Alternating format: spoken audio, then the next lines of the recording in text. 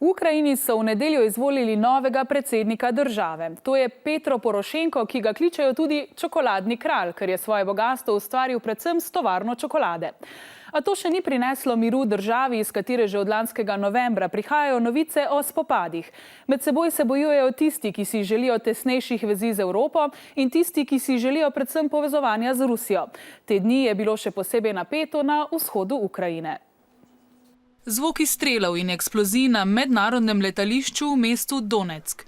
Le nekaj ur po razglasitvi zmage predsednika Petra Porošenka so se začeli siloviti spopadi med ukrajinsko vojsko in samooklicanimi oblastmi. Umrlo naj bi več 10 upornikov, ukrajinska vojska pa naj bi včeraj prevzela nadzor nad letališčem.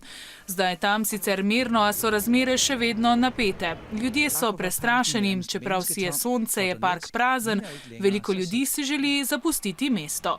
Когда глядя в окно, я вижу клубы дыма, когда слышу выстрелы, становится, конечно, страшно.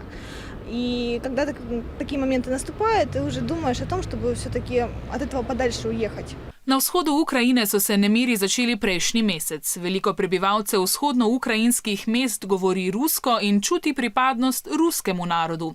Zato so razglasili neodvisnost in povedali, da ne priznavajo oblasti v glavnem mestu Kijev. Ruski zunanji minister pravi, da bodo sodelovali z novim ukrajinskim predsednikom, a mora ta najprej ustaviti nasilje na vzhodu Ukrajine. Novi ukrajinski predsednik pa pravi, da se ne bo pogajal s samooklicanimi oboroženimi voditelji vzhodne Ukrajine, ker so po njegovem teroristi. Novi ukrajinski predsedniki in ruski politiki naj bi za skupno mizo sedli čez 14 dni in poskušali najti rešitev.